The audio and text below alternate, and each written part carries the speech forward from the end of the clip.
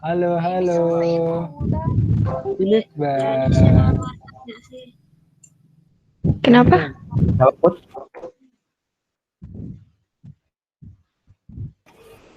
Kenapa, Pak?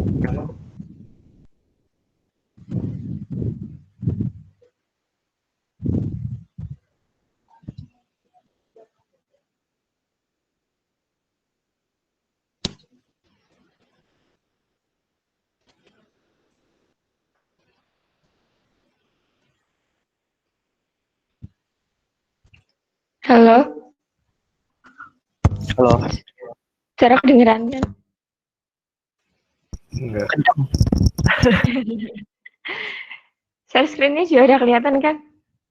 Udah. Udah. Eh, langsung mulai aja ya. Materi pertama itu ada konsep dasar, kepentingan, sejarah, dan perkembangan dari official statistik.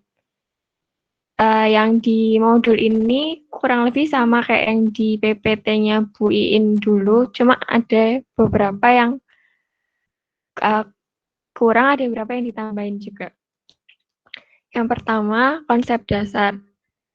Official statistik adalah statistik yang dibuat dengan standar kualitas yang ketat dan dirilis oleh pemerintah atau organisasi internasional.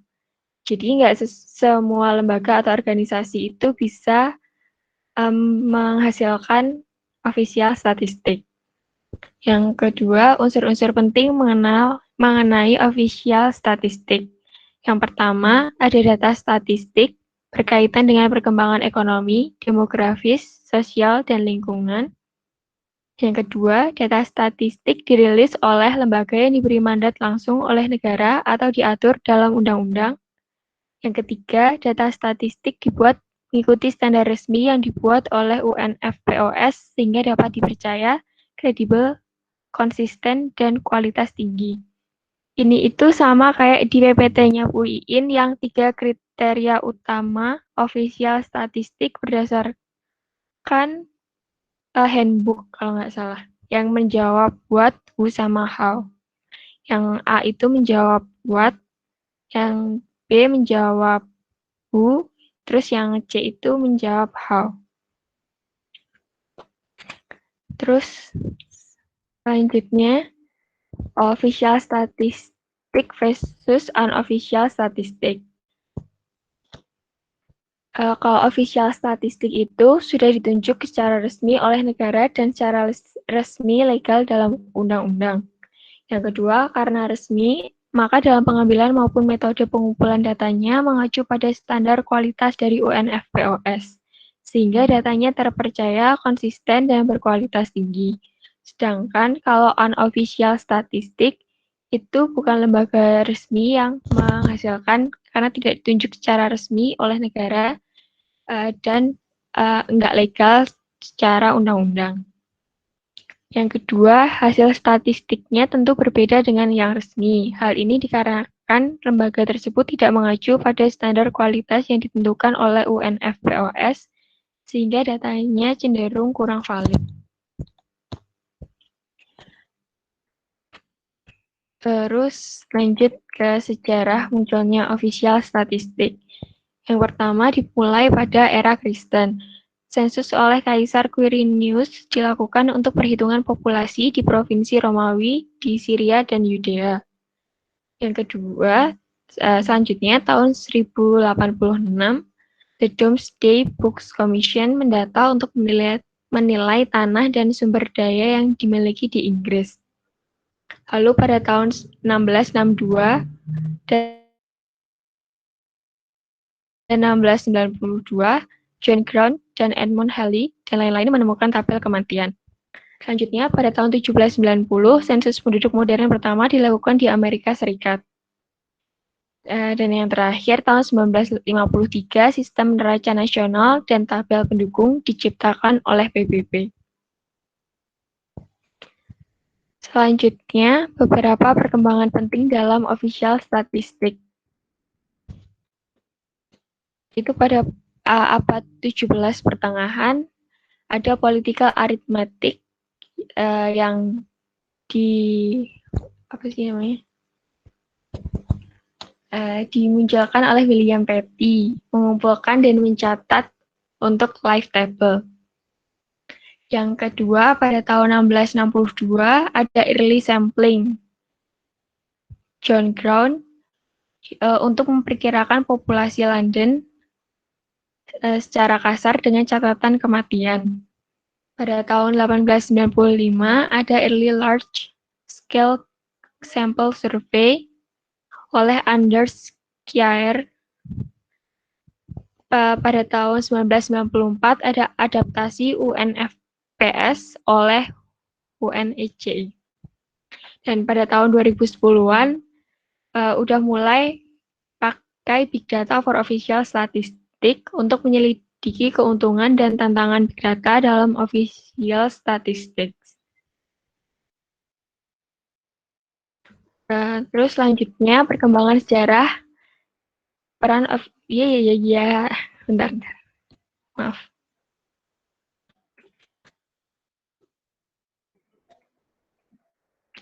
Selanjutnya perkembangan sejarah peran official statistik. Pada zaman dahulu, hanya pemerintah yang paham dan peduli akan statistik demi menyeimbangkan kehidupan suatu negara. Terus cakupannya hanya meliputi populasi, wilayah, dan tanaman. Dan official statistik dulu itu hanya untuk perkiraan kebutuhan pangan, pendapatan pajak, dan sumber daya militer.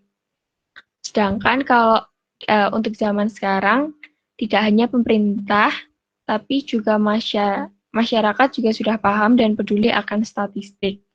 Terus cakupannya sudah luas, mulai dari pendidikan hingga big data. Ada yang mau ditambahin atau ditanyain nggak dari materi pertama?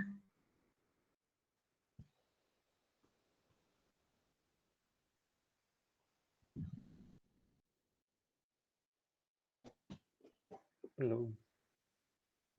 Oke, lanjut ke materi kedua ya. Oke. Materi kedua ini prinsip dasar official statistik atau DANS UNFPOS.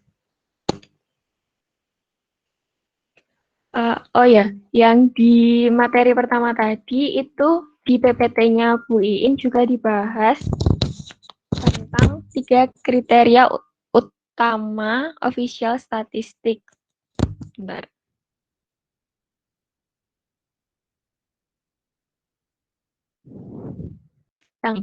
Yang pertama ada quality atau kualitas.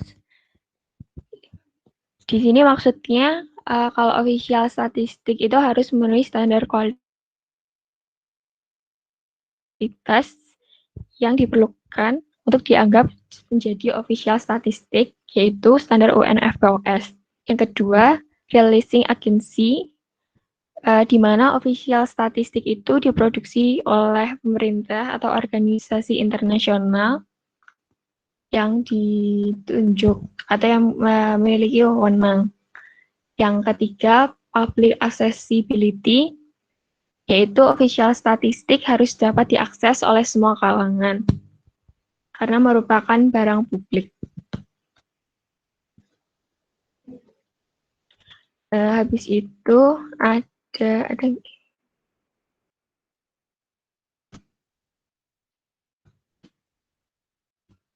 kayaknya lanjut ke materi kedua. Materi kedua ini tuh membahas prinsip dasar official statistik. Yang pertama, pengertiannya, prinsip dasar official statistik merupakan 10 set prinsip yang mengatur pemerintah dalam mengeluarkan data statistik agar data tersebut berkualitas dan terpercaya dalam institusi statistik. Yang selanjutnya, bahas tentang prinsip dasar official statistiknya. 10 poin official statistik diantaranya, yang pertama, relevan atau tidak memihak dan memiliki akses yang sama. Artinya, official statistik harus disusun secara netral oleh lembaga statistik resmi untuk menghormati hak warga negara atas informasi publik. Selanjutnya, memiliki standar dan etika profesional.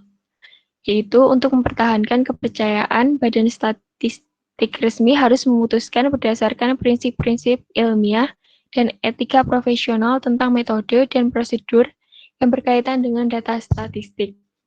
Sekali lagi, standar yang dipakai official statistik itu UNFPOS. Yang ketiga, akuntabilitas dan transparan.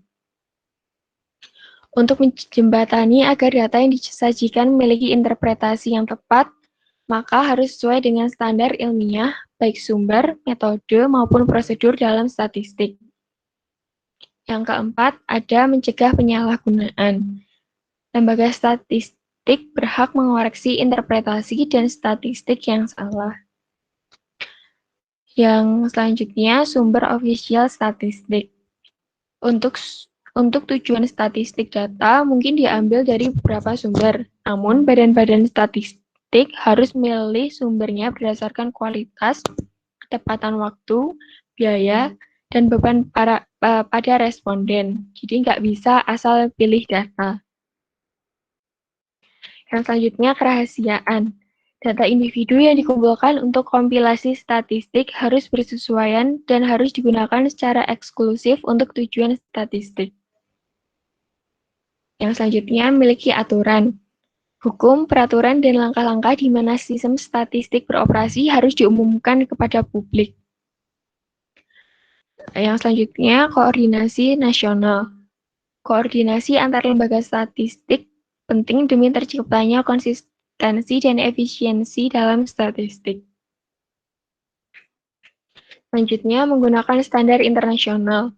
Penggunaan lembaga statistik yang menggunakan konsep internasional, metode, dan pengelompokan meningkatkan konsistensi dan efisiensi dari sistem statistik. Selanjutnya, bekerja sama dengan dunia internasional. Kerjasama bilateral atau multilateral membantu memperbaiki sistem dari official statistik di semua negara. Selanjutnya, yang C, fungsi prinsip dasar official statistik. Yang pertama, memiliki peran penting dalam penyediaan data yang berkualitas tinggi. Memiliki sistem yang berintegritas dan dapat dipercaya. Dan yang terakhir, menjadikan lembaga statistik yang profesional, independen, dan memiliki akuntabilitas. Selanjutnya, alasan diperlukan hukum dalam official statistik. Yang pertama, mandat koordinasi dalam sistem statistik nasional. Kedua, menjaga agar tetap profesional, mandiri dalam sistem statistik nasional, serta terhindar dari pengaruh politik. Yang ketiga, melindungi aturan official statistik nasional dalam sistem statistik nasional. Yang keempat, mengamanatkan tanggapan terkait survei. Yang kelima, memastikan data individu hanya digunakan untuk tujuan statistik. Selanjutnya, yang E, tingkatan hukum menurut rinciannya. Yang pertama ada long detailed laws. Membantu melindungi kantor statistik nasional dari pengaruh yang tidak semestinya. Tetapi peraturan yang detail ini lebih cepat usang, jadi nggak fleksibel. Yang kedua, short general laws. Memberikan fleksibilitas dan stabilitas bagi kantor statistik nasional dari waktu ke waktu, namun tidak dapat melindungi dari ancaman kemandirian mereka. Hukum umum mungkin dilengkapi oleh serangkaian peraturan yang lebih terperinci. Selanjutnya, kandungan di dalam hukum statistik. Di beberapa negara mungkin berbeda-beda, namun topik umum yang dibahas tetap sama. Yang pertama, bagaimana sistem statistik nasional atau NSO berkoordinasi. Itu membahas tentang aturan dan tanggung jawab NSO sendiri kepada siapa data yang NSO peroleh itu dan kepada siapa NSO melaporkan data yang diperoleh. Yang kedua, kepala ahli statistik. Membahas yang pertama tentang proses pengangkatan dan pemecatan. Kedua, lama masa jabatan. Dan yang ketiga, tanggung jawab. Selanjutnya, pengelola official statistik yang lainnya. Membahas tentang tanggung jawab kepada pengelola official statistik yang lainnya. Dan langkah-langkah pengangkatan pemimpin lembaga. Yang keempat, Dewan Statistik. Membahas tentang anggota Dewan, perwakilan Dewan, hubungan dengan kepala ahli statistik, dan aturan tentang NSO. Kelima, program statistik. Program tahunan dan multi-year dibuat dan diterapkan. Bahasan yang kedua, apa saja yang termasuk ke dalam program tahunan dan multi-year. Secara khusus, NSO bersama Kepala Ahli Statistik bertanggung jawab atas program beserta keterlibatan pengelola statistik yang lainnya. Selanjutnya, mengatur dan mengumpulkan data. Bahasannya yang pertama, berbagi data dalam sistem statistika. Kedua, mempercayakan data secara eksklusif hanya untuk kepentingan statistik. Yang ketiga, cara kerja ketika ada yang non-respons. Yang keempat, mengamankan pemrosesan data dan penyimpanannya. Yang terakhir ada penyebaran. Bahasannya yaitu kapan jadwal dirilis, terus merilis serentak, dan membedakan official statistik dan yang unofficial statistik. Selanjutnya ada landasan hukum. Landasan hukumnya di sini ada beberapa. Yang pertama, urusan statistik itu UU nomor 16 tahun 1997 tentang statistik. Yang kedua, PP nomor 51 tahun 1999 tentang penyelenggaraan statistik. Dan selanjutnya PP nomor 39 tahun 2019 tentang Satu Data Indonesia. Yang kedua, tentang BPS. Itu diatur dalam PP nomor 86 tahun 2007 tentang BPS. Untuk landasan hukum yang lain itu ada landasan hukum yang dibuat oleh Kepala Kantor BPS atau Kepala BPS kalau nggak salah. Yang selanjutnya, materi yang dimuat pada UU nomor 16 tahun 1997 itu ada pertama, statistik berdasarkan tujuan pemanfaatannya dibagi menjadi 3, yaitu statistik dasar yang dijalankan oleh BPS sepenuhnya, statistik sektoral yang dijalankan oleh instansi pemerintah secara mandiri atau dengan BPS, dan statistik khusus yang dijalankan oleh lembaga, organisasi, masyarakat, individu, dengan atau tanpa BPS. Yang kedua, hasil statistik.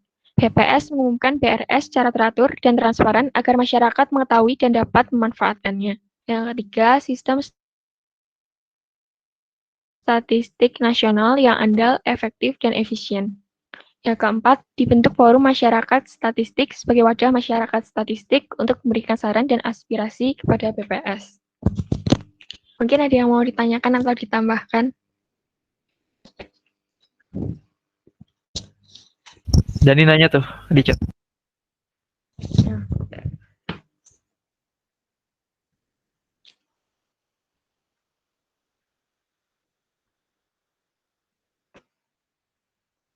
Oh ya, yang bahasannya tadi, yang ini, itu harusnya Kepala Kantor Statistik langsung. Saran dari Bu Iin.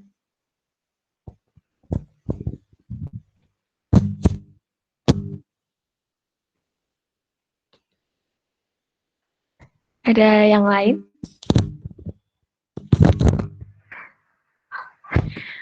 Maaf kalau ada suara tambahan.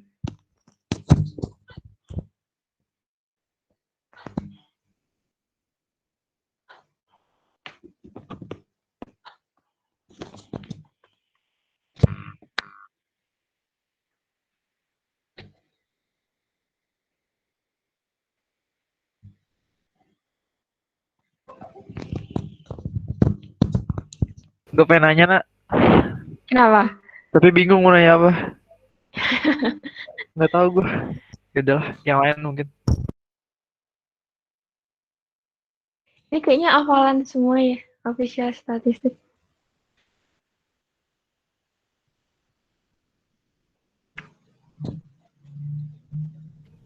Ini udah sampai UNFPOS belum ya? Belum. Belum ya? Kalau misalnya nggak ada yang ditanyain atau ditambahin, lanjut aja gimana? Kemana Mbak? Ke KUA. Ayo. Diem, Mi. Kami mulai.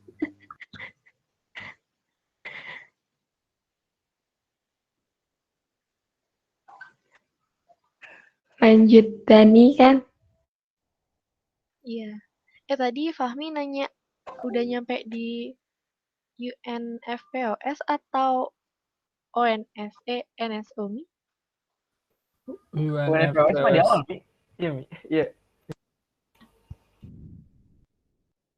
UNFPOS-nya udah tadi sama Nana Mi. Oh, oke. Yaudah, aku lanjut ya. Aku share screen.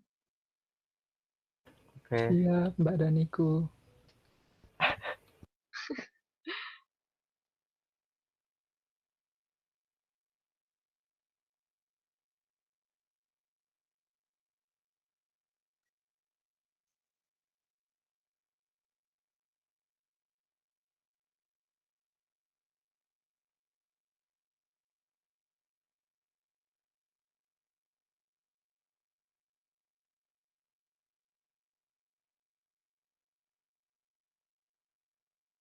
Udah kelihatan belum? Udah. Oke.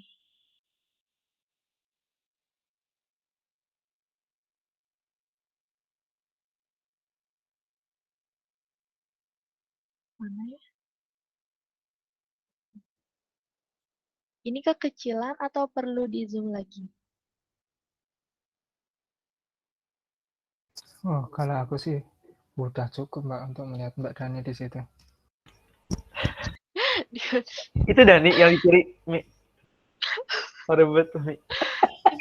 Bukan. Katanya mau lihat Mbak Dani. Udah pas Astaga. deh. Ya udah, Yang di HP gini. kelihatan nggak? Yang di HP? Yang di HP gimana?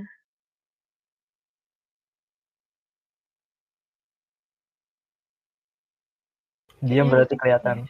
Oke. Kedepannya lagi. Siap. Lanjut. Jadi kita masuk ke statistical systemnya. Yang pertama kita bakal bahas tentang yang di global statistical system. Kalau yang di global statistical system itu kan namanya juga global. Global itu yang di internasionalnya gitu loh. Jadi sistem persstatistikan global yang terdiri dari institusi dan lembaga statistik yang terlibat dalam kegiatan dan pekerjaan statistik internasional. Pada umumnya merupakan institusi atau divisi statistik dari organisasi statistik internasional. Ya, intinya GSS itu lingkupannya internasional. Nah, tujuan utama dari pekerjaan official statistik secara internasional itu ada 3.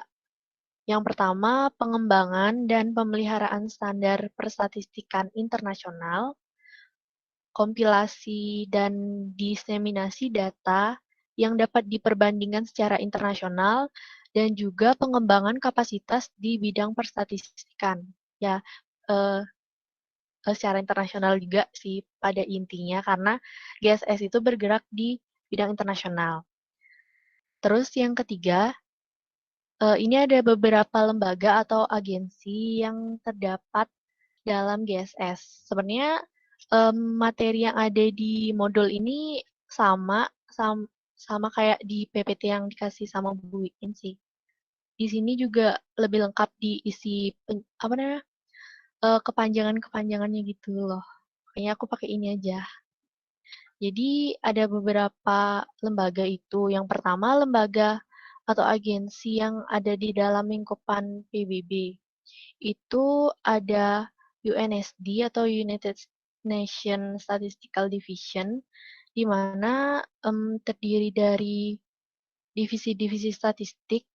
Pada komisi regionalnya ada ECA atau Economic Commission for Africa, sama ESCAP, Economic and Social Commission for Asia and the Pacific. Terus ada divisinya, lagi satu divisi statistik pada fund programmers dan lembaga khusus. Ini tuh kayak yang bidang-bidang khususnya gitu, kayak ada ini tentang dana, itu kan IMF International Monetary Fund, terus World Bank juga tentang keuangan gitu. Terus ada FAO, Food and Agriculture Organization, dan yang terakhir itu ada WHO, World Health Organization. Terus selain lembaga-lembaga yang tadi itu kan lembaga-lembaga yang langsung berada di lingkungan PBB. Kalau yang lagi satu ini ada lembaga yang dari luar lingkungan PBB. Itu ada 3. Yang pertama itu ada ISI, di mana kepanjangannya International Statistical Institute. Terus yang kedua ada OECD, Organization for Economic Cooperation and Development. Dan yang terakhir itu ada Paris 21, Partnership in Statistics for Development in the 21st Century. Selanjutnya ini ada pengaturan kelembagaan dalam GSS. Pola organisasi dalam Persstatistikan Nasional itu mirip dengan yang ada di dalam GSS. Ini maksudnya Persstatistikan Nasional. Maksudnya itu dia nyinggung ke Persstatistikan Nasional, nanti ya dibahas itu di NSS sih. Di mana sistem GSS itu ada 2 macam, subject matter centralization sama regional centralization.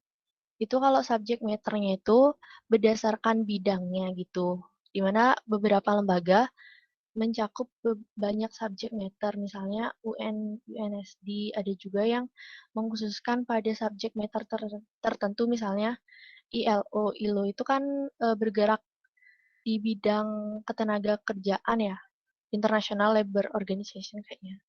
Terus yang kedua itu ada regional centralization, di mana lembaga-lembaga ini cakupannya global, ada juga yang hanya mencakup regional tertentu, misalnya statistik UNESCAP.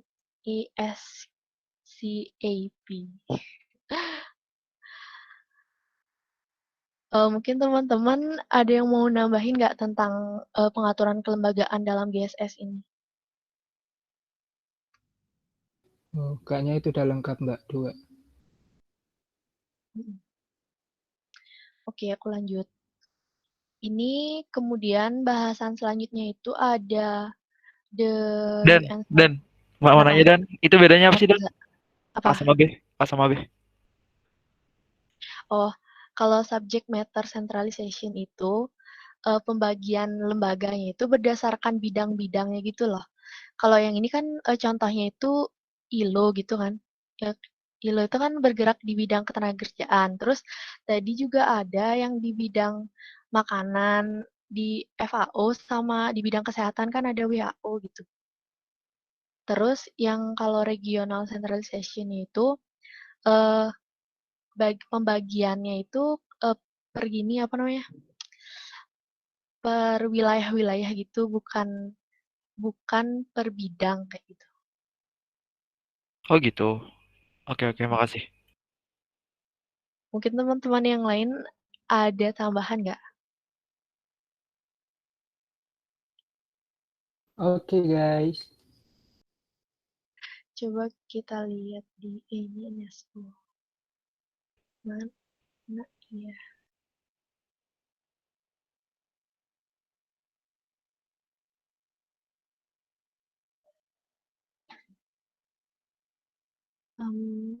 Bukan ini NSO. Ya udah deh lanjut. Dan ada yang ngechat Dan. Ada yang nanya, kalau BPS apa Dan katanya?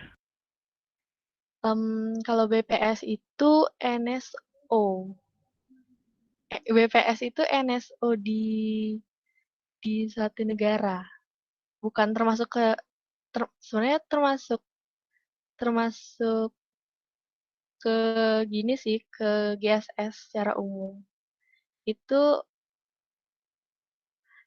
kayak menurutku itu kalau BPS itu kan NSO di suatu negara, sama kayak negara-negara lain itu punya NSO-nya sendiri. Nanti kan yang yang membuat sistem NSS di negaranya itu BPS. Nanti kalau yang buat sistem di global itu ada yang namanya UNSD gitu. Kalau di kelembagaan GSS, di kelembagaan global ini, pertanyaannya eh, BPS itu di GSS kedudukannya apa gitu ya?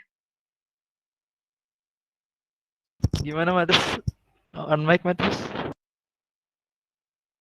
Itu maksudnya kayak termasuk apa gitu, apa sentralisasi subject matter atau regional gitu.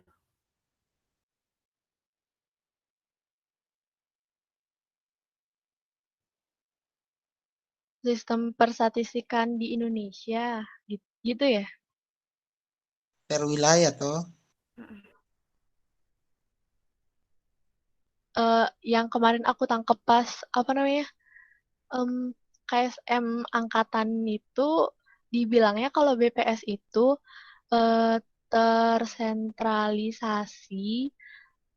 tersentralisasi secara regional, dan lembaga-lembaga BPS-nya itu di daerah-daerah itu berkedudukan secara vertikal gitu. Jadi dia bukan desentralisasi.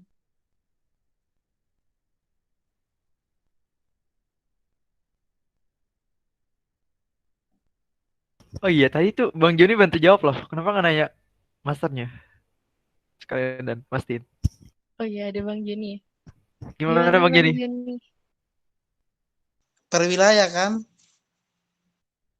Iya, BPS itu kan eh, kelembagaannya itu kan kedudukannya kan kayak vertikal gitu kan dari nasional, provinsi, kabupaten.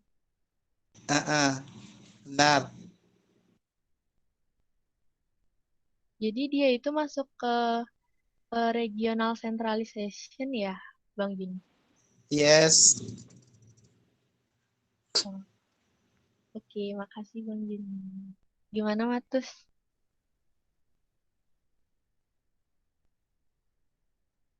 Kabar Pak Dijon.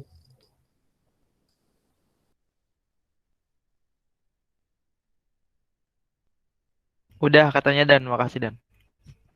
Oke, kalau aku ada keliru-keliru gitu, tolong dibilang nih ya, kita kan belajar sama-sama.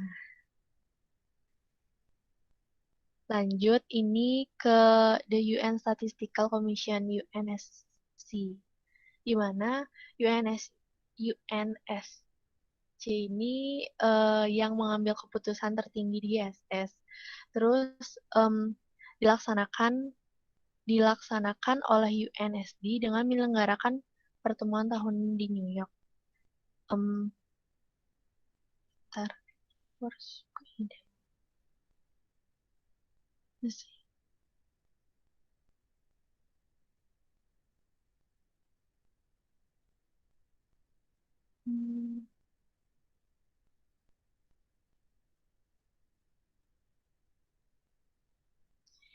Jadi yang tadi itu UNSC itu badan ya, UNSC itu badan atau komisi. Komisi si UNSC ini yang ngambil keputusan tertinggi itu si UNSC di GSS, di Global Statistical Systemnya. Terus mereka itu dalam mengambil keputusan itu mereka bakal ngadain pertemuan gitu, pertemuan anggota Komisi Statistik tahunan. Pertemuannya mereka itu di New York biasanya gitu. Terus lanjut ke keanggotaan dan tujuan UNSC, di mana keanggotaan ini terdiri dari 24 kepala kantor statistik.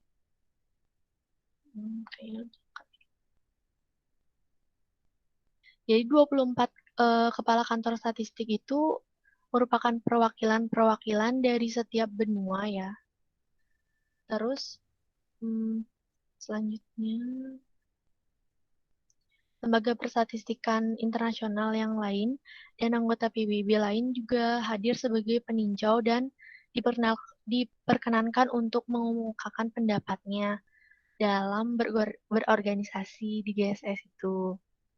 Terus tujuannya itu berdiskusi dengan menggunakan metodologi dan perkembangan statistik.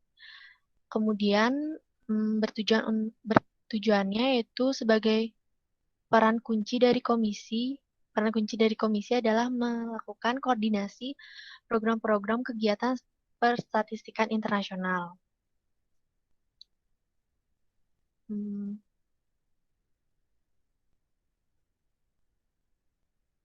Itu aja sih untuk materi GSS.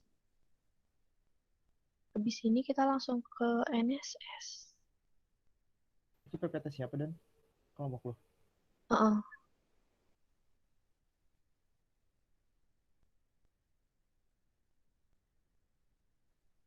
Oh ya, ini juga ada tambahan. Ini ada beberapa topik diskusi yang didiskusikan pada saat pertemuan saat pertemuan CUNSC ini pada tahun 2018 itu ada 6 bahasan yang mereka diskusikan, yaitu yang pertama keterbukaan data, terus ada big data untuk official statistik. Yang ketiga, statistik ekonomi lingkungan. Selanjutnya, statistik perubahan iklim. Kemudian ada statistik pertanian dan pedesaan. Dan yang terakhir yaitu statistik pengungsi.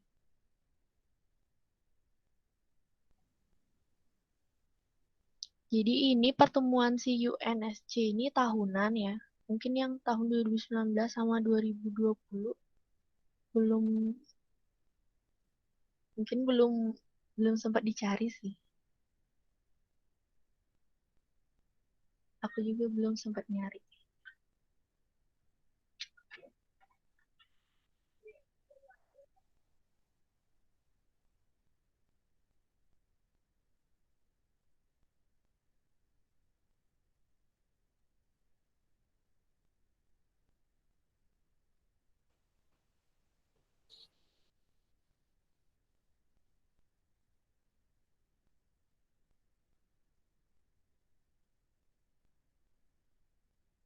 Maaf guys, kita lanjut.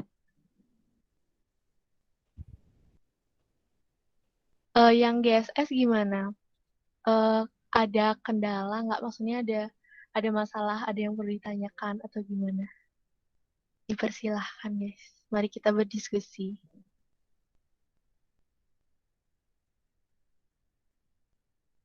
Gimana guys?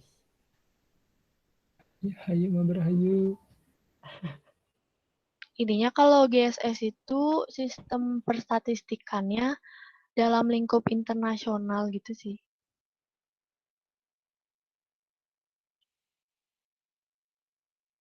Kok di kelas lama ya? Ini bentar doang.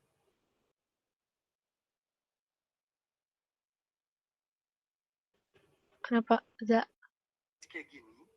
Materinya di kelas banyak deh. Sini dikit doang.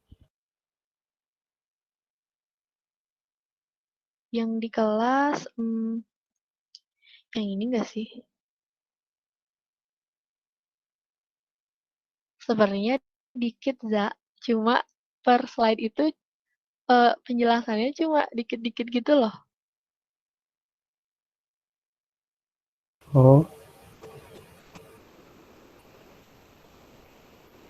Sama aja. Oh, dia ada case-nya. Dia Banyak ada kemarin. kasus-kasusnya.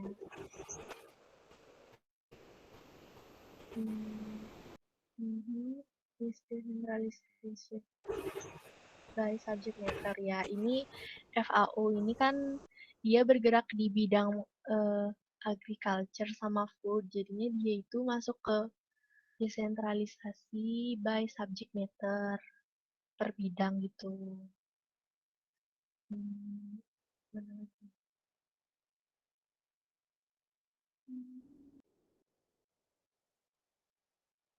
Jadi yang tahun 2018 itu pertemuan yang ke-49 ya guys.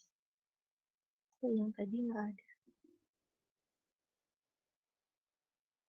Keburu COVID kali, makanya nggak update. Hebat. Ya mungkin. Dikit nggak? Gak banyak loh GSS ternyata. Kok di kelas kayaknya lama banget ya? Anak basa-basi, biasa. Benar. Gimana, Ndra?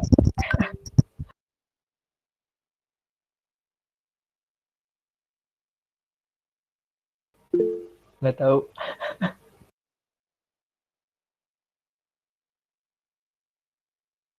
Ada yang mau nambahin nggak? Kalau ada yang nanya gitu. Masih jam segini nih. Lanjut aja. Lanjut. Ini sih udah paham banget berarti itu. Pada Nakal, intinya Le. nanti sebelum ujian kita harus ngapalin sih guys. Betul, Dan. Oh, Lupa. Salah. kenapa Bang? Kenapa bang? Dan kenapa, Om? Ngafalinnya Gimana gimana? sama istrinya?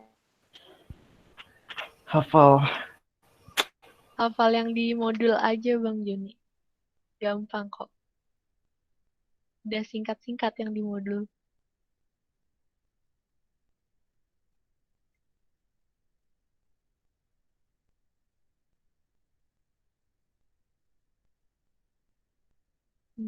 Udah ya kalau gitu kita lanjut ke NSS kalau gitu. Lanjut gak nih? Lanjut. Oke. Kita lanjut ke National Statistical System. Jadi pengertiannya itu NSS adalah kumpulan unit dan organisasi statistik dalam satu negara yang mengumpulkan, memproses, dan menyebar official statistik atas nama pemerintah nasional. Jadi bagian-bagian dari NSS itu ada dua besar. Ada NSO-nya sama produsen lain dari official statistik. Jadi yang pertama itu ada NSO yang menghasilkan official statistiknya. Ini merupakan penanggung jawab dari official statistik di suatu negara. Kayak di Indonesia itu ada BPS. Terus namanya bisa bervariasi, ada yang menyebutnya sebagai National Statistical Office, ada juga yang disebut dengan National Statistical Institute.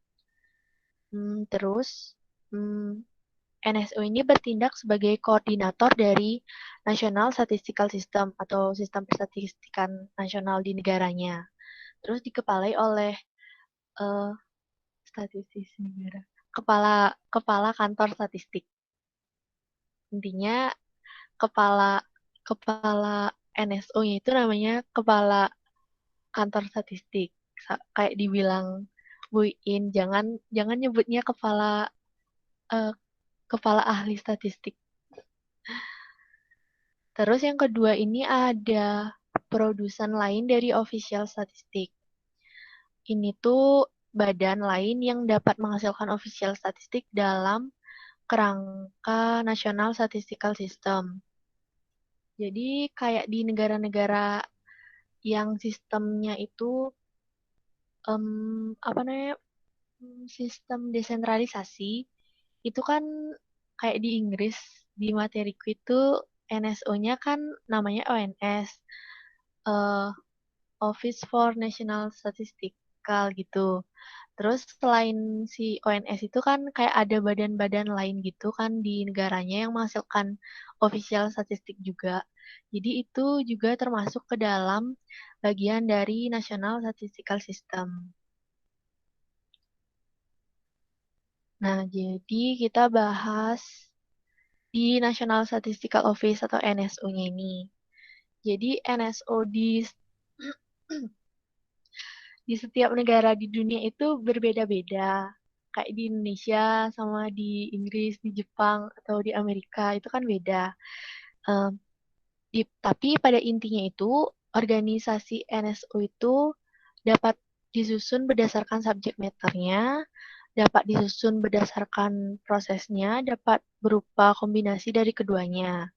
Terus selain itu, NSO itu menjalankan tugas koordinasi, dan NSO itu pada umumnya melakukan kompilasi dan diseminasi minimal untuk ofisial statistik utamanya. Terus yang kedua ada mengelola produksi statistik sesuai kebutuhan pengguna dan berkomunikasi dengan komunitas perstatistikan internasional atas nama National Statistical System. Terus pengaturan kelembagaannya sendiri itu ada 2 jenis centralization. Sama kayak yang tadi, subject matter sama regional. Yang mana yang subject matter itu subject matter centralization itu ada yang sentralisasi berdasarkan subject matter, dibagi lagi, sentralisasi berdasarkan subject matter sama desentralisasi berdasarkan subject matter. Di mana yang sentralisasi berdasarkan subject matter itu NSO menghasilkan sebagian besar statistik di berbagai bidang materi permasalahan. Terus yang kedua ini ada desentralisasi berdasarkan subject matter. Lembaga yang berbeda bertanggung jawab atas statistik di bidang materi permasalahan yang diangkat. Yang desentralisasi berdasarkan subject matter itu contohnya kayak yang di US yang punyanya kelompok 3 itu kan ada badan-badan yang berbeda untuk menangani masalah yang berbeda gitu. Terus yang kedua jenisnya ini ada regional atau geographical centralization. Perbedaan sentralisasi daerah dan desentralisasi daerah. Ini perbedaannya. Kalau sentralisasi regional itu satu lokasi kantor bertanggung jawab atas sebagian besar aktivitas statistik. Terus kalau yang desentralisasi regional itu beberapa kantor regional berkontribusi untuk menghasilkan statistik jika kantor daerah melapor secara langsung dan eksklusif kepada kantor pusat. Sistem ini akan diatur secara vertikal. Desentralisasi regional ini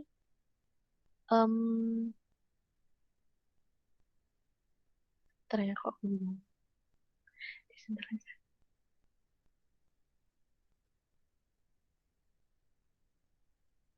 Oh, kalau yang desentralisasi regional ini tuh kayak Indonesia gitu. Dia itu kan diaturnya BPS itu diatur secara vertikal kan, tapi dalam satu kendali di BPS pusat. Semua pengaturannya kan ada di pusat itu. Terus yang BPS provinsi sama kabupaten itu diatur juga sama BPS pusat secara vertikal kayak gitu. Nah, lanjut ke beberapa manfaat yang didapatkan. Kalau yang sentralisasi, maksudnya kelebihannya ya. Kalau yang sentralisasi itu kelebihannya lebih terkonsentrasi pada staf dan peralatan khusus. Terus selanjutnya kelebihannya koordinasi program di dalam satu kantor karena dia sentralisasi kan.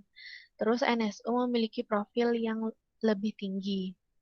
Kalau desentralisasi, itu setiap badan statistik tetap terikat dengan keahlian dan kebijakan pokok bahasan. Mereka kan punya pokok-pokok bahasan sendiri gitu per bidangnya.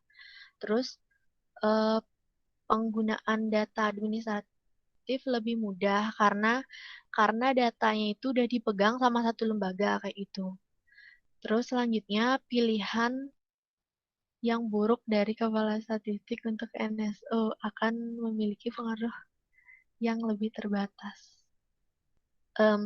Jadi kalau yang ketiga ini aku tangkapnya si kepala NSO itu kayak terbatas gitu memberikan kendali sama bukan si bawahan sama lembaga-lembaga yang sudah mengatur per bidangnya kayak gitu. Itu sih. Mungkin teman-teman mau tambahin. Dipersilahkan.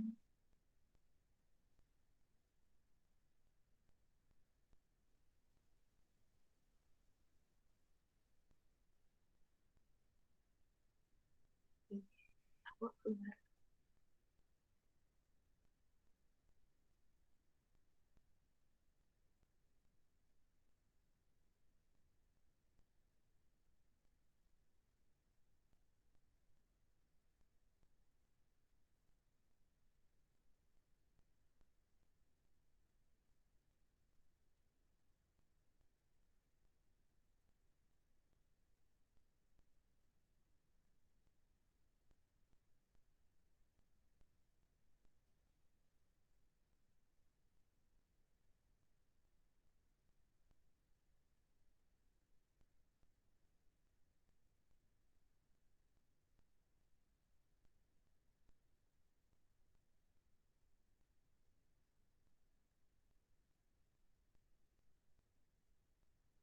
Oh ya, ini kayaknya tadi belum ada di modul deh. Yang pembuat statistik resmi lain itu. Jadi pembuat statistik resmi lain itu ada badan pemerintahan kayak itu. Terus ada institusi akademik sama perusahaan swasta.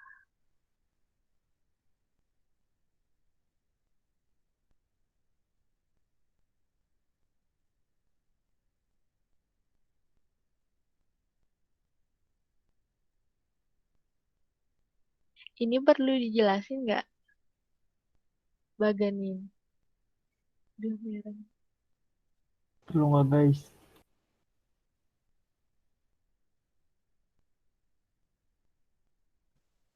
Aku ngikut. Ikut siapa? Ikut kamu.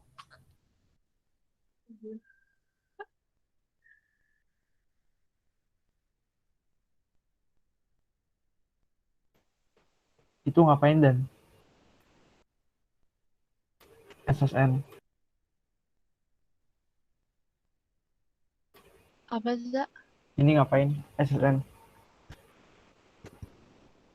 Ini sistem statistik nasional yang ada di Indonesia sih. Sebenarnya nanti kayaknya dijelasin di NS. Oh nggak sih? Coba aku lihat dulu. Bakal dulu sih. Nggak ada.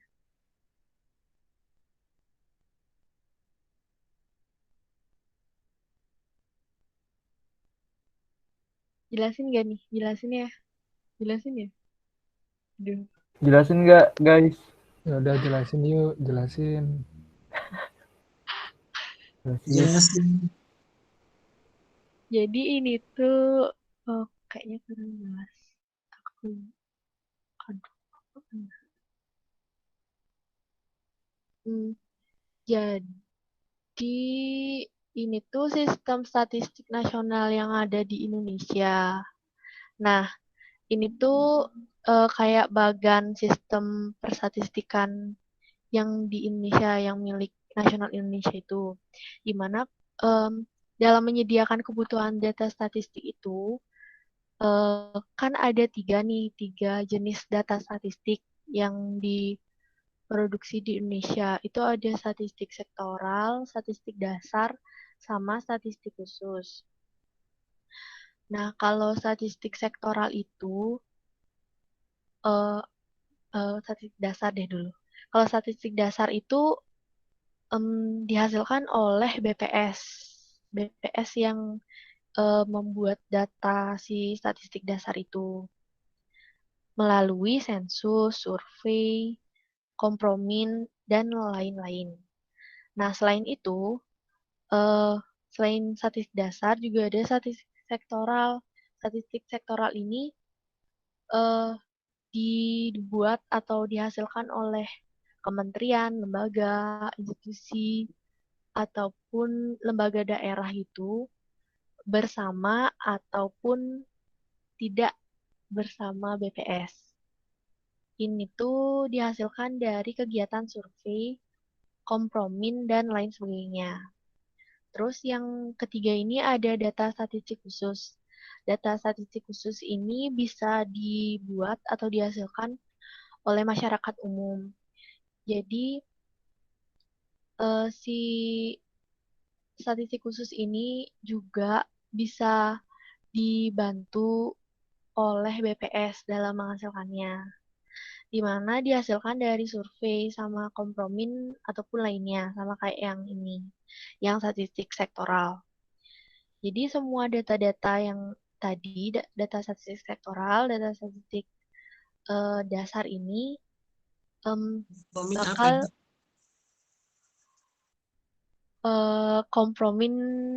kompromin itu kompilasi produk administrasi, Bang Jun. Oh, Aku nggak tahu sih secara spesifiknya kayak gimana. bagian administrasi intinya ya. Kompilasi kayak mungkin kayak penggabungan dari administrasi gitu. Nggak sih? Coba ya.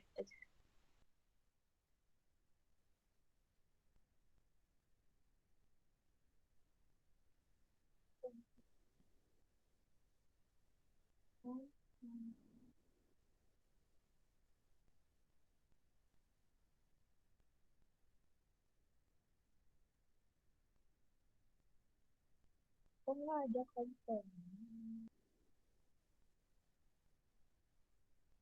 Kayaknya kompromin ini istilah yang emang khusus di NSS Indonesia deh. Soalnya aku cari di Google nggak ada kompromi. Kalian dapat nggak kompromi itu apa? Maksudnya.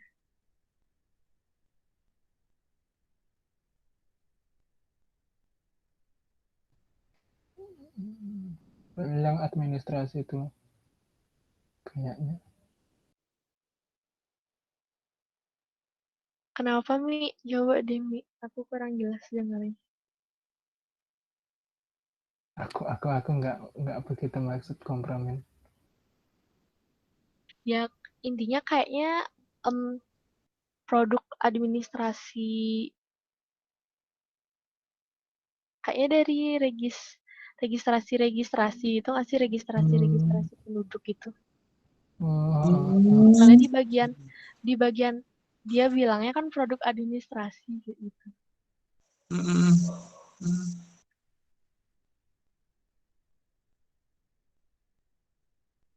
Lanjut.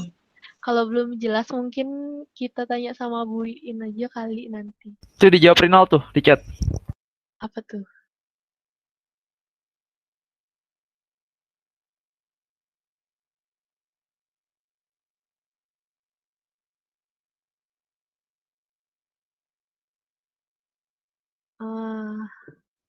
Pencatatan administrasi yang ada di pemerintah atau masyarakat.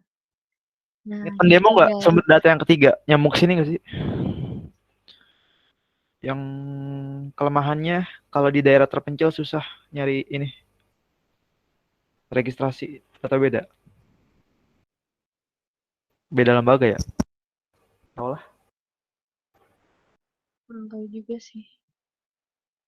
Mungkin Tadi gue diklik buka dulu. websitenya, ada kompromi, terus harus daftar dulu. Berarti itu kayak semacam kita minta data sama BPS kali. Jadi secara pribadi personal tuh, terus nyambung ke pengertiannya Rinal tuh buat Yola disimpulin. Tapi pakai nama lu. Soalnya tadi harus bikin akun. Pas gue klik. Yang kemarin yang gue tanya ke Bui ini nih cuy. Dijawabnya kompromi. Minggu depannya baru dijawab, tapi gue lupa. Mungkin yang lain inget. Ya mungkin dilihat lagi ya record PJJ-nya sama Bu Iin. Nggak bakal ditanyain sih kompromi paling. Ya, Kemarin siapa KSM tahu Collab kan ada nggak Dan teliti. kompromin? Kenapa? KSM Collab bahas kompromin nggak? Nggak ada dibahas. Oke.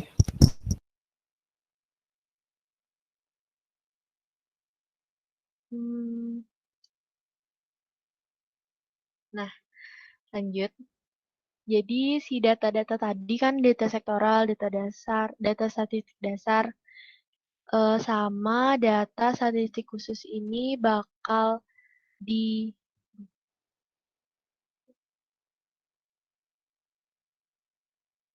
bakal digabungin gitu sebagai BPS dikumpulin gitu deh kayaknya dikumpulin oleh BPS selaku pusat rujukan statistik. Jadi selain selain dipublikasikan datanya ini juga kayak diberikan kepada BPS gitu Bu sebagai eh, si BPS-nya itu kan sebagai apa namanya NSO di Indonesia dan untuk me- mewujudkan visinya yaitu satu data Indonesia. Gitu aja sih, teman-teman. Ini juga ada loh penjelasannya. Jadi si BPS ini mengkoordinasikan penyelenggaraan kedua jenis data statistik ini. Terus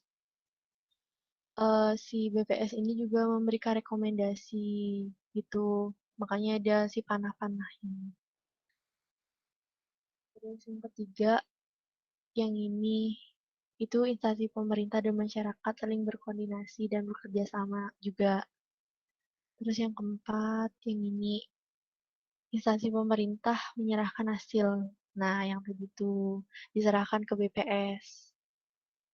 Terus yang kelima ini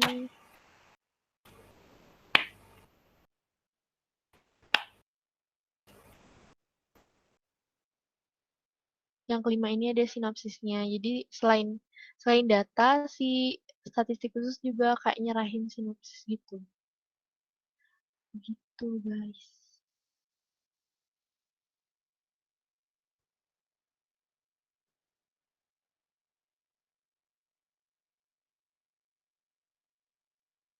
Aku mau tanya dong, ini apa bedanya sama yang ini? Kaitan. Oh, iya. Udah. Aku paham. Ini kaitannya, ini kaitannya. Teman-teman yang lain ada yang mau nambahin nggak?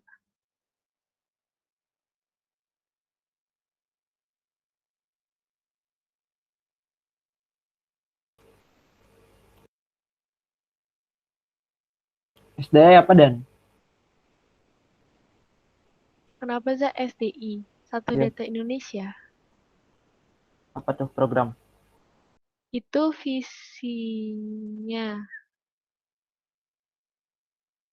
Visinya ya? Satu Data Indonesia. Bukan Lupa. visi. Visinya bukan itu. Kayaknya. Gak tahu sih, lupa juga. Satu data Indonesia tuh baru tuh. Mas Jokowi bilang kapan? Diulang-ulang sembuhin sama yang lain juga. Pas siang-siang juga Dan yang seminar tuh kampus. Satu Data Indonesia ini tuh dari Perpres nomor 39 tahun 2019. Jadi satu data Indonesia itu adalah kebijakan tata kelola data pemerintah untuk menghasilkan data yang akurat, mutakhir, terpadu, dan dapat dipertanggungjawabkan, serta mudah diakses dan dibagi pakaikan antar instansi pusat dan instansi daerah melalui pemenuhan standar data, metadata, interoperabilitas data, dan menggunakan kode referensi dan data induk. Gitu. Sama kayak yang lagi gue baca barusan. Oke.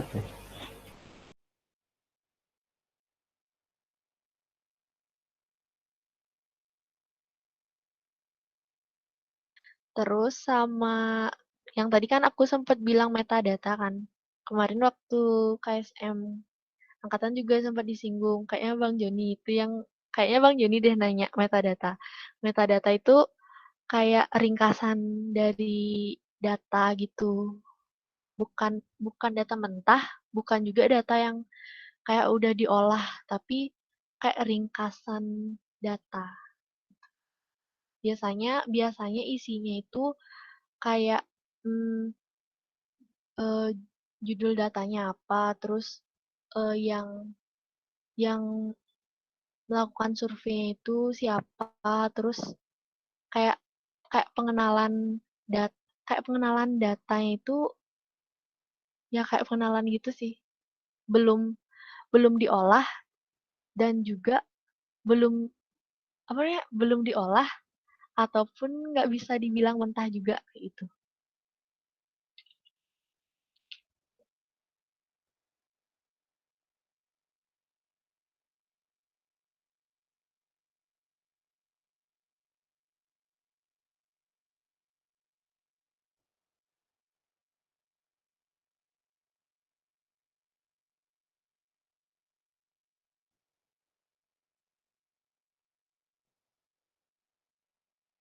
Jadi yang sistem statistik nasional udah selesai sih.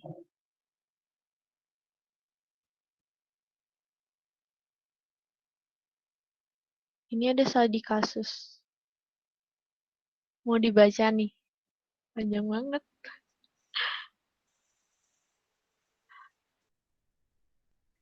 Ringkas aja. Hmm,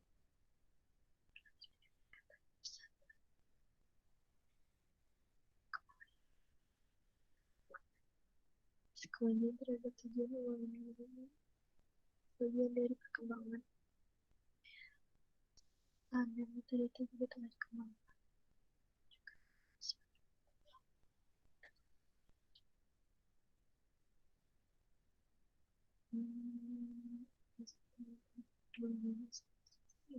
Terbelakang bukan itu memahami bagaimana menentukan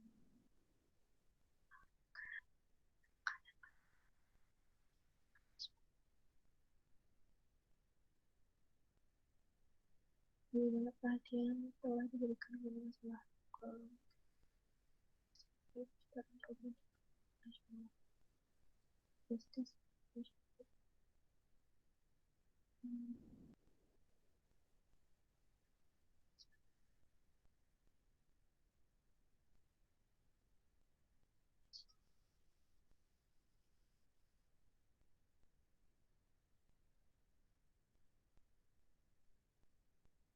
Negara-negara Indonesia tidak bicara semua harus orang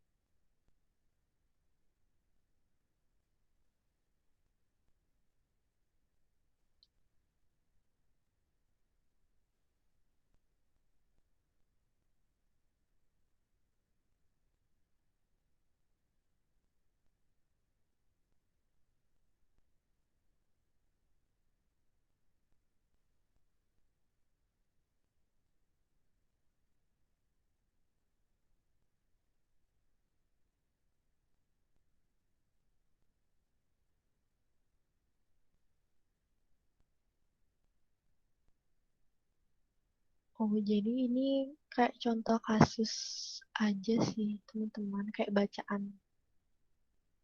Bukan soalnya Dan. Bukan, nggak ada soal. Oh, wah nggak ada soal. Kita lanjut ke NSO ya, kalau gitu. Lanjut. Oke, last.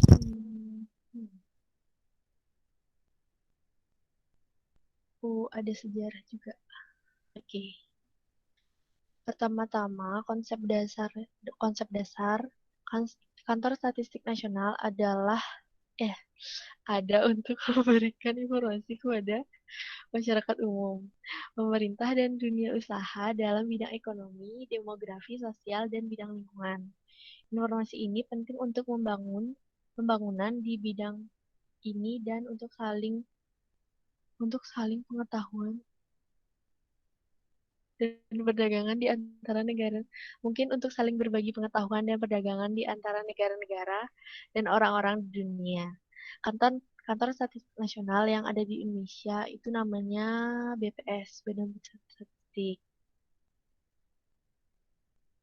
Terus ada pun sejarahnya, sejarah dari NSO di Indonesia itu berawal dari masa pemerintahan Hindia Belanda.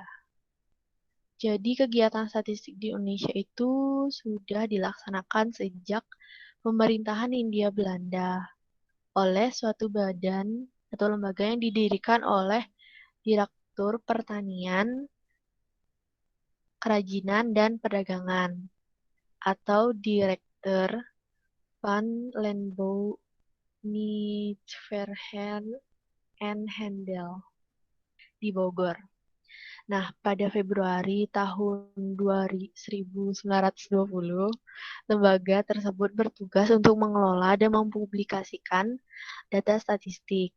Kemudian pada 24 September 1924, kegiatan statistik dipindahkan ke Jakarta dengan nama Central Kantor for the Statistic atau CKS dan melaksanakan sensus penduduk yang pertama di Indonesia, itu sebelum kemerdekaan tahun 1930.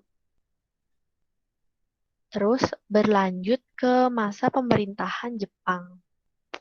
Pada saat masa pemerintahan Jepang ini, tahun 1942 sampai 1945, CKS ini diubah namanya menjadi Somubu Chosashitsu Gunsei Kanbu, dengan kegiatan untuk memenuhi kebutuhan perang ataupun militer. Alasan si pemerintah Jepang itu mengganti saat kedudukan Jepang itu diganti namanya menjadi Somubu Chosashitsu Gunsei Kanbu ini karena seperti yang kita ketahui Jepang itu kan tidak ingin menyisakan bekas-bekas penjajahan dari Belanda. Terus berlanjut ke masa pemerintahan Republik Indonesia setelah kemerdekaan, yaitu tanggal 17 Agustus 1945. Lembaga tersebut dinasionalisasikan yang awalnya namanya Somubu Chosashitsu Gunsei Kanbu, diubah namanya menjadi Kantor Penyelidikan Perangkaan Umum Republik Indonesia atau KAPPURI. Dan dipimpin oleh Mr. Abdul Karim Pringgodikdo. Nah, setelah adanya surat edaran dari Kementerian Kemakmuran pada tanggal 12 Juni tahun 1950 nomor 219 SC, lembaga Kapuri dan CKS ini dilebur menjadi Kantor Pusat Statistik atau KPS. Nah, di bawah tanggung jawab Menteri Kemakmuran. Lanjut ke selanjutnya itu berdasarkan Keputusan Menteri Perekonomian nomor 4/44 KPS atau Kantor Pusat Statistik yang tadi, yang di bawah tanggung jawab Menteri Kemakmuran itu bertanggung jawab kepada Menteri Perekonomian. Nah, selanjutnya melalui SK Menteri Perekonomian itu tanggal 24 Desember tahun 1953 nomor IB 099-M, kegiatan dari KPS atau Kantor Pusat Statistik dibagi dalam dua bagian, yaitu Afdeling A atau bagian riset dan Afdeling B atau bagian penyelenggaraan dan tata usaha. Nah, berdasarkan Kepres X nomor 172 tanggal 1 Juni 1957, KPS atau Kantor Pusat Statistik ini berubah namanya menjadi Biro Pusat Statistik. dan bertanggung jawab langsung kepada Perdana Menteri. Kemudian sesuai dengan Undang-Undang Nomor 6 garis 1960 tentang sensus, BPS menyelenggarakan sensus penduduk serentak di tahun 1961. Sensus penduduk tersebut merupakan sensus yang pertama kali setelah Indonesia merdeka. Sensus penduduk di tingkat provinsi dilaksanakan oleh kantor gubernur. Sedangkan di tingkat kabupaten dan kota atau kotamadya itu dilaksanakan di kantor bupati atau wali kotanya. Nah, sedangkan kalau yang di kecamatan itu dibentuk bagian yang melaksanakan sensus penduduk. Selanjutnya, penyelenggaraan sensus di kantor gubernur, kantor bupati atau wali kota itu ditetapkan menjadi kantor sensus dan statistik daerah berdasarkan keputusan Presidium Kabinet nomor A besar A kecil garing C garing 9 tahun 1965.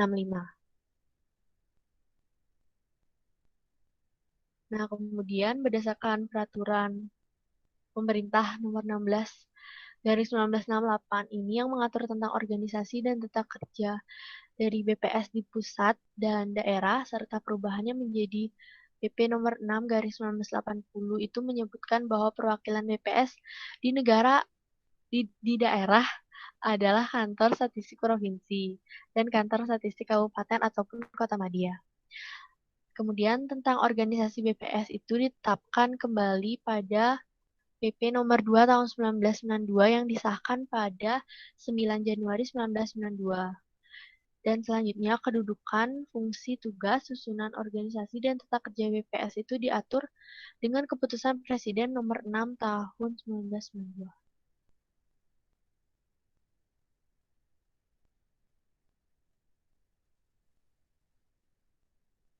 Jadi di sini ada undang-undang tentang statistik.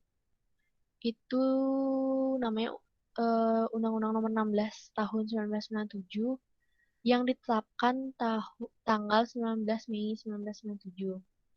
Di mana Biro Pusat Statistik itu diubah namanya menjadi Badan Pusat Statistik. Ya, berdasarkan Undang-Undang Nomor 16 Tahun 1997. Ingat ya teman-teman. Pada keputusan Presiden nomor 86 tahun 1998 tentang Badan Pusat Statistik, menetapkan bahwa perwakilan BPS di daerah merupakan instansi vertikal dengan nama BPS Provinsi, Kabupaten, ataupun Kota Madya.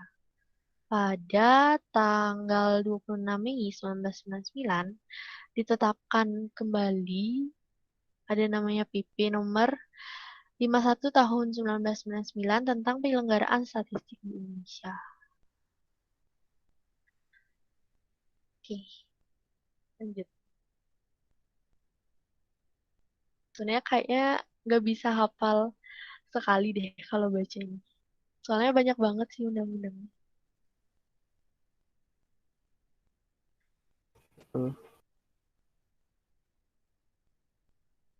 Lanjut ke fungsi.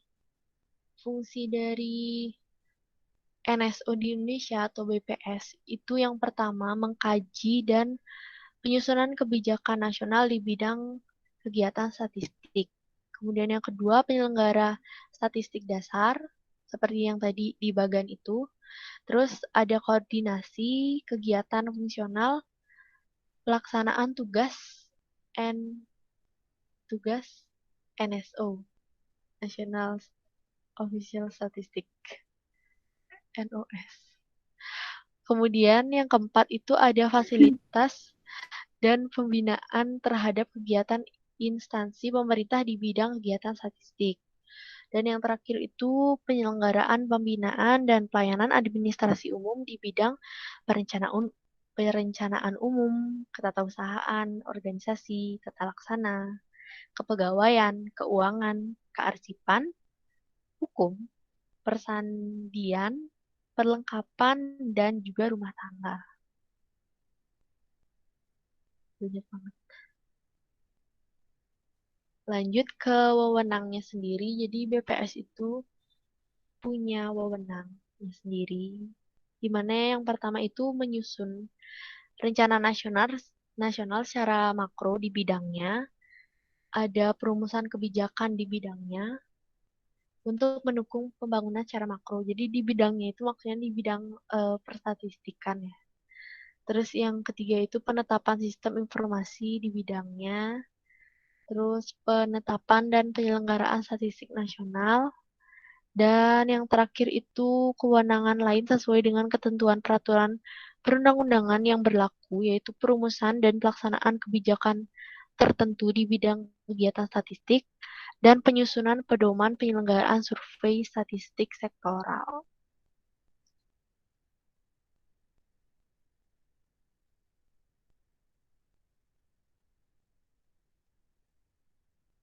Oh, ini ada studi kasus lagi.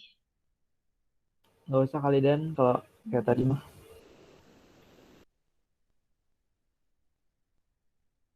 Oh itu yang di awal-awal nggak sih? Yang prinsip itu. Materi pertama pas mau presentasi kan ada itu. Yang dari 10 prinsip ada studi kasus juga.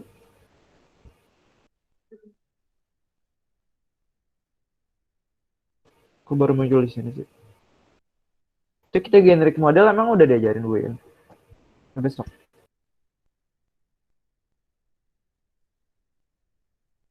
Kenapa, Za? Kita generic modelnya emang udah diajarin buin. Belum. Besok kali terakhir. Iya, kayaknya deh. Ini materi terakhir ya? Yoi. Nggak ada soalnya, baca apa nih? Iya, ya dong nggak ada soalnya.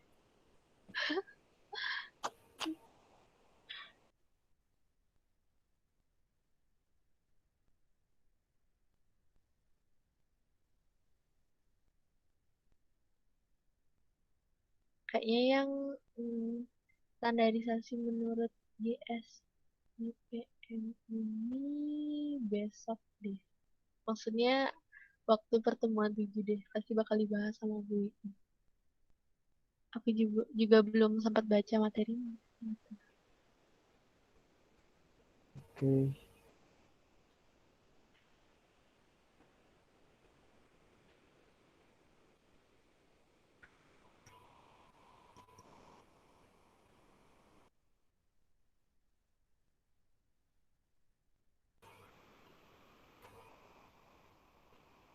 Kayaknya yang di modul tadi nggak ada gini deh. Apa namanya?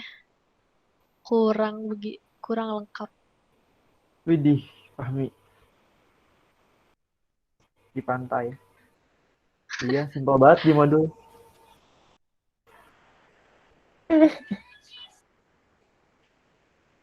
Kenapa, Mi? Ini nggak ada ya Dan tadi? Iya, nggak ada tadi. Yang tadi itu fokusnya, yang di modul itu fokusnya ke sejarah malah. Ke sejarah BPS.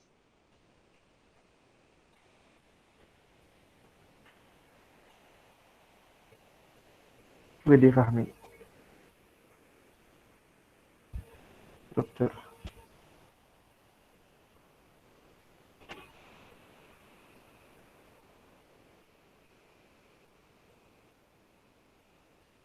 Kita yang mana dah BPS? Itu ya, paling atas divisi.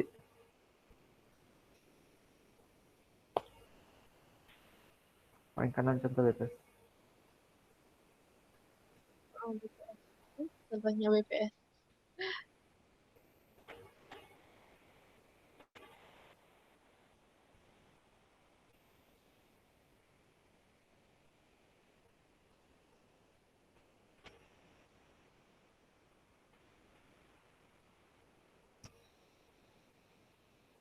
Ini yang dibaca Ilham. Iya, yang sempat direview sama ibunya. Ah, Jadi Apa kan, bedanya? Apa kenapa bedanya? Bang?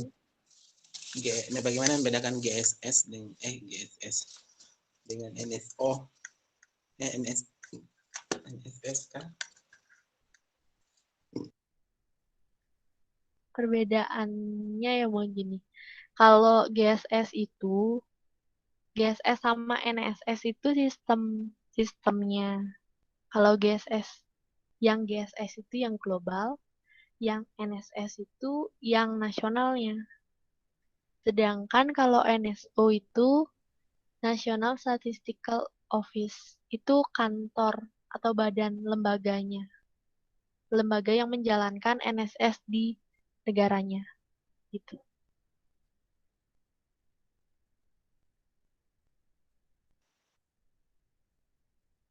Gimana Bang Joni? Kalau yang global tadi UNSC ya? Yang komite itu.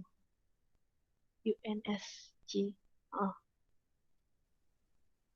Statistical Committee. Itu GSS benar. punya. GSS. Jadi kan yang di GSS itu pemegang keputusan tertinggi itu ada di UNSC. United Nation Statistical Committee kayaknya, kalau nggak salah.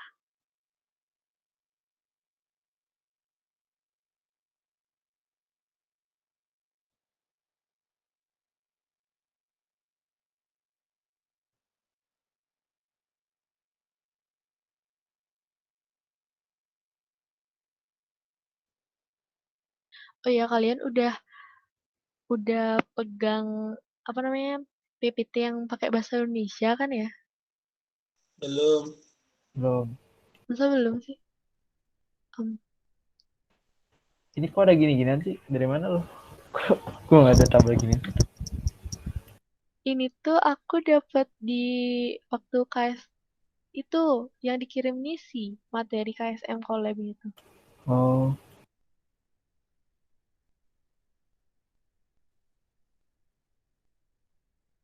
Ini lebih lengkap sih, bener, daripada modul. 40 slide. Cuy, Oi. Apa bang? Udah jam 11:30 di sana dong Bang Joni. Semangat banget Bang Joni, mantap. Bang Joni kan lagi pasca. Oh, iya. iya, Oh, Bang Joni. Wah, tahu. selamat Hari Paskah Bang Joni dan Terima teman-teman kasih. yang merayakan. Bagi telur dong bang. Telur Paskah. Telur itik, telur bebek.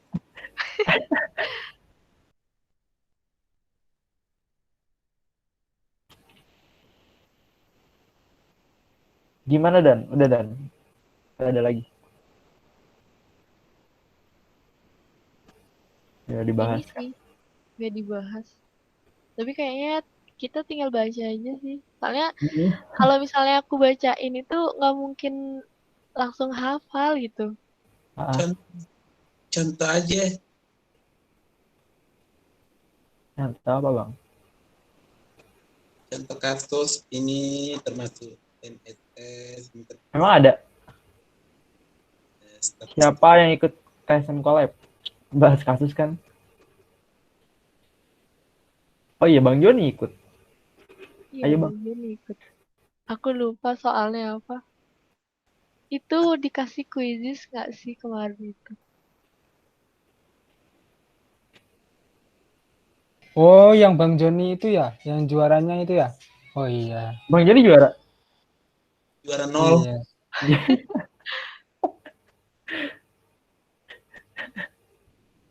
Juara 0. Ada Dapat gopay. kuisnya Dan. Harus kita lihat. Mungkin Materi bisa. Zatih. Itu soalnya paling kanan. Materi Nana. Oh iya ini deh. Altihan. Aduh jangan gini deh.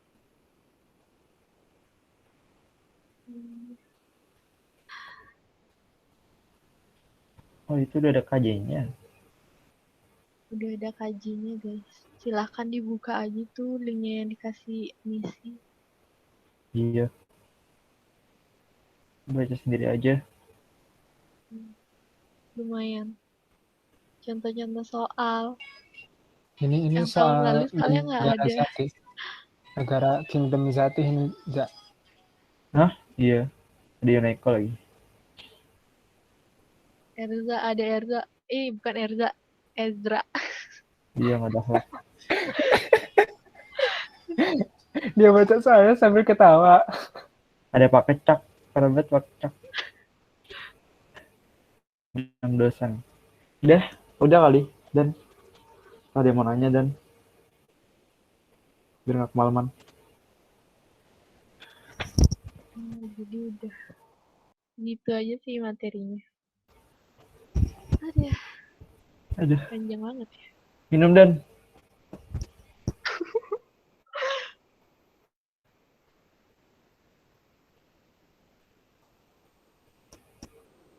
Gak ada yang mau sharing-sharing nih.